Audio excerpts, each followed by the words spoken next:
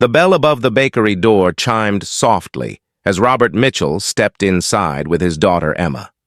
The sweet scent of vanilla and fresh bread wrapped around them like a warm blanket on a cold afternoon. Robert had been coming to Sweet Dreams Bakery for 3 years now, ever since Emma turned 5 and fell in love with their strawberry shortcake. Today was different, though.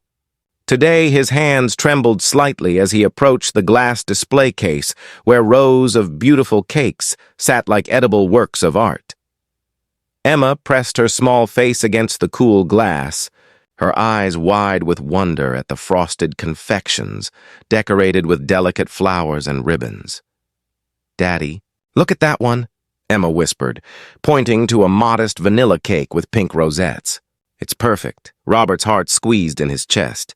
His daughter deserved so much more than perfect. She deserved the world, but the world had been unkind to them lately. 6 months ago, his wife Sarah had passed away after a long illness. The medical bills had drained their savings completely. Then last month, the factory where he worked for 15 years had closed its doors, leaving him scrambling for work. He had found odd jobs here and there, enough to keep the lights on and food on the table, but barely. Emma's 8th birthday was tomorrow, and he had promised her they would get a cake from her favorite bakery, just like always. He had been setting aside $5 here, $10 there, tucking them into an envelope marked Emma's birthday, with her own crayon drawing of a cake on the front. Behind the counter, Margaret Chen, the bakery's owner, watched the father and daughter with knowing eyes. At 42, Margaret had seen many things in her 20 years of running this bakery. She had celebrated with families during their happiest moments and quietly witnessed their struggles during harder times. She recognized the look in Robert's eyes, the way his jaw tightened when Emma pointed at the cakes, the way his hand went to his wallet and hesitated. "Good afternoon, Robert," Margaret said warmly, her voice carrying the gentle authority of someone who had built her business on both excellent pastries and genuine care for her community. "Emma, sweetheart, your birthday is tomorrow, isn't it?" Emma's face lit up like sunrise breaking through clouds. "Yes, Miss Margaret." "I'm going to be 8! 8 years old," Margaret smiled. "That's quite grown up. Have you picked out your cake?" Robert cleared his throat. "We were looking at the small vanilla cake with the pink flowers." "Could you tell me the price?" Margaret glanced at the cake, then at her computer screen. "That one is $48. Robert's face went pale. He pulled out his worn leather wallet, the one Sarah had given him on their 10th anniversary. His fingers shook slightly as he opened it. Inside, Margaret could see a small stack of bills, carefully folded. Robert counted silently, his lips moving. $22, $27, $32, $37, $37. The silence in the bakery grew heavy. Emma looked up at her father, her young face beginning to understand that something was wrong. Robert counted again, hoping somehow the numbers would change. They didn't. "I'm sorry," Robert said quietly, his voice breaking slightly. "I thought I had enough. I've been saving, but I miscounted somewhere along the way." He looked down at Emma, and the pain in his eyes was almost unbearable to witness. "Sweetheart, I'm so sorry. We'll have to come back another time."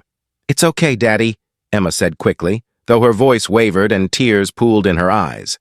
"We don't need a cake. We can have cupcakes from the grocery store. Those are good, too."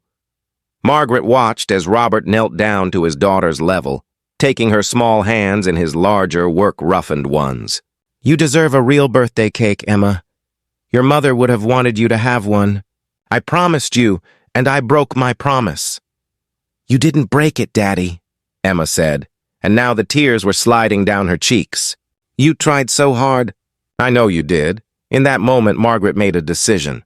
She had built her business on hard work and fair prices, yes, but she had also built it on something else, something her own mother had taught her long ago when they had struggled as immigrants in a new country. Kindness, her mother had said, is never wasted. Sometimes it's the only currency that truly matters. "Robert," Margaret said firmly, walking around the counter. "I need to speak with you for a moment." Robert stood, wiping his eyes quickly. "Miss Chen, I'm sorry for wasting your time. We'll go now." "You're not going anywhere," Margaret said, and her tone was gentle but left no room for argument. "That cake Emma chose, I just remembered something.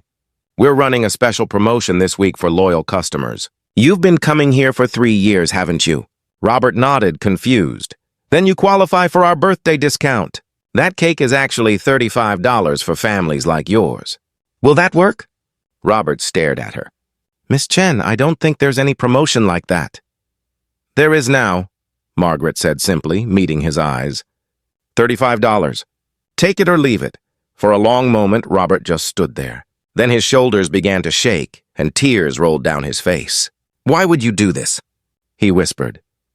Margaret thought of her own mother, working 3 jobs to put food on the table. She thought of the baker who had given them day-old bread when they couldn't afford fresh. She thought of all the small kindnesses that had carried her family through the darkest times. Because someone did it for me once, Margaret said quietly, and because that little girl deserves a proper birthday cake. We all need moments of joy, especially when life gets hard. Let me give you this one. Robert pulled out the $37 and handed it to Margaret. She took $35, then went to the register and made change for $2. Your receipt, she said, handing it to him with a smile. Then she carefully boxed up the vanilla cake with pink rosettes, adding a package of birthday candles at no charge. As she handed the box to Emma, she leaned down and whispered, Happy birthday, sweetheart. 8 is a wonderful age. Enjoy every moment of it. Emma threw her arms around Margaret's neck. Thank you, Miss Margaret. Thank you so much. After they left, Margaret stood at the window and watched them walk down the street, Emma carefully carrying the cake box like it held the crown jewels, Robert's arm around her shoulders. She saw him stop, kneel down again, and pull his daughter into a tight embrace right there on the sidewalk. Sometimes, Margaret thought, the sweetest things in life aren't the cakes we bake. They're the moments of grace we give each other when the world feels too heavy to bear. Her mother had been right all along. Kindness is never wasted. The next morning, when Margaret opened the bakery, she found an envelope slipped under the door. Inside was a crayon drawing of 3 people, a little girl, a man, and a woman, all smiling in a bakery. At the bottom, in careful child's handwriting, it said, Thank you for making my birthday the best ever. You are an angel. Love, Emma. P.S. The cake was delicious. Margaret taped the drawing to her register, where it would remain for years to come, a reminder of why she had opened this bakery in the first place. Not just to sell cakes, but to be part of the fabric of her community, to celebrate life's sweetest moments, and to offer grace when grace is needed most. Sometimes the smallest acts of kindness create ripples that spread farther than we can ever imagine. And sometimes a simple birthday cake becomes so much more than dessert. It becomes hope, dignity, and a reminder that we are not alone in this world.